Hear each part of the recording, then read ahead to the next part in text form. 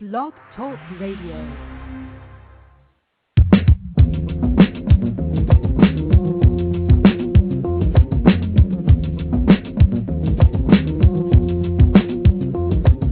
Got that soul talk, that get up and go talk, that what do you know talk, that pig in your throat talk, that smoother than Botox, that feel my flow talk, eat healthy soul talk, he's letting you know talk. We got that soul talk, that get up and go talk, that what do you know talk, that pig in your throat talk.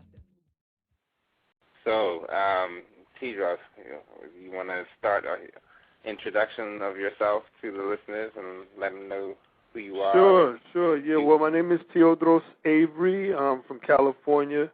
But I've been in Brooklyn for the past 13 years. I'm a saxophonist and a producer and writer. I've released 2 albums on a major label by the name of GRP Impulse, and then I did 3 albums independently on my own label, BTG Music. I have performed with artists such as Lauryn Hill during her Miseducation tour, Betty Carter, Roy Hargrove, recorded with Amy Winehouse on Frank, and co-wrote a song on there as well. Leela James, I've been playing with her for the past 6-7 years, and now I'm putting my attention back on my own music and my own career because I've played Scottie Pippen to a lot of Michael Jordan, so I'm trying to rearrange it a little bit. And yeah, so I'm back on the grind and doing my own music again. That's good. Yeah, that track that I have, let me go back to my page. The Roy Ayers cut. That's hot. Adult music? Adult music, that's real hot. Cool, man. I'm glad you dig it. Yeah, definitely. I'm when I get feedback from my listeners, they're always asking me about that track. Well, both of them actually. They ask me about both of them, but especially that one, and it's kind of a little bit longer than the other one as well. Yeah. And so they really love the way that one plays out. How did you get started, man? What was it that inspired you to pick up the saxophone and Well, I started playing guitar when I was about 6, and then started taking classical guitar lessons at 10. And then when I was 13, my dad set me on the path of playing guitar, and it wasn't really my choice, but I did love it. I just couldn't really hit it, I didn't have a knack for it. So, but one day I saw the saxophone. I saw a guy playing a saxophone in a commercial on TV, and it just blew my mind. And I was like, that's what I want to play. I want to play that instrument. And then I always heard saxophone around the house. My dad played Eddie Harris, Rahsaan Roland Kirk, and Yusuf Lateef.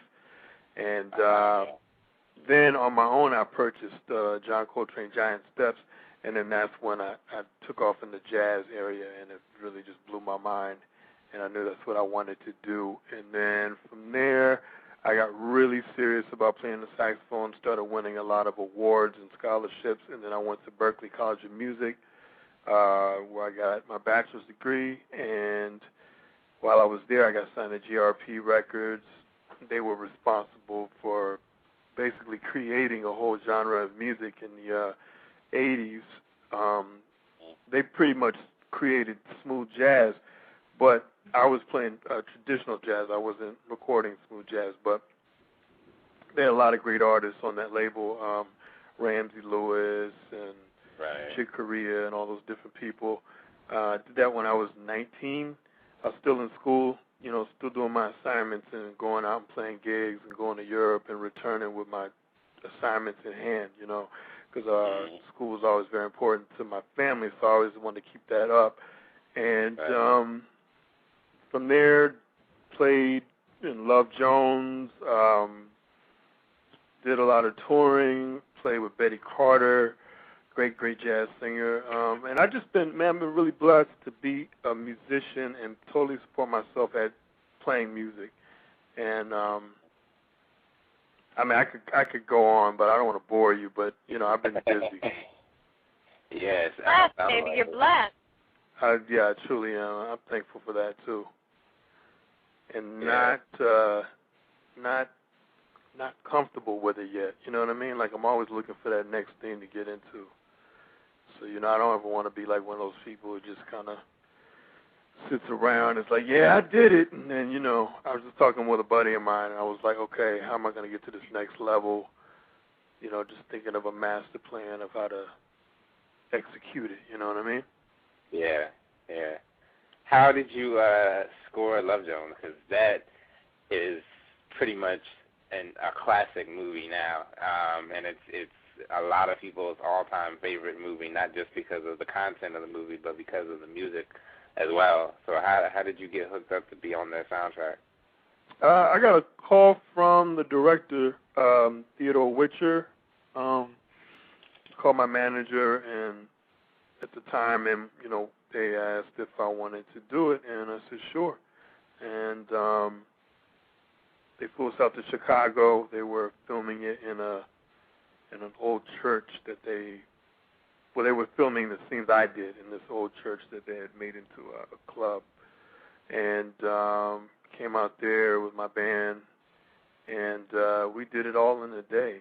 And you know, it wasn't even at the time. You know, it's funny. It's like the gift that keeps on giving. You know, like they asked me if I wanted to do it. I didn't know who he was. That was his first project. You know, I knew who Neil Long was and who Lorenz Tate were, but they weren't as popular as they've become. So, you know, I just did it on the strength of, like, you know, wanting to do something new. And people continuously tell me that hey, man, I just saw Love Jones. Were you in that movie, Love Jones? So it's been great in that way, you know, just to be able to do something that you didn't really know that it was going to give you all this exposure, and then it ends up giving you, like, crazy exposure. I think those are, like, the best gifts, you know, because sometimes we get souped up for something, you know. We want to, like, try out for this, so we want to try to get on that, and we try so hard to do it, and then we do it, and then, you know, we don't get it. You know what I'm saying? You know, so that it's kind of weird how that works, you know. I was having a really deep conversation with a buddy of mine right before I called you guys, so it's kind of fresh on the dome. Mm-hmm. And you know, just how we put things into motion, you know, with our, you know, our expectations spiritually and what we would like to happen. And it's funny how, like, things that we want to happen, they don't happen when we want them to happen. But when we put our attention, you know, when we walk away from it, then it comes right to us. It's just weird how that happens.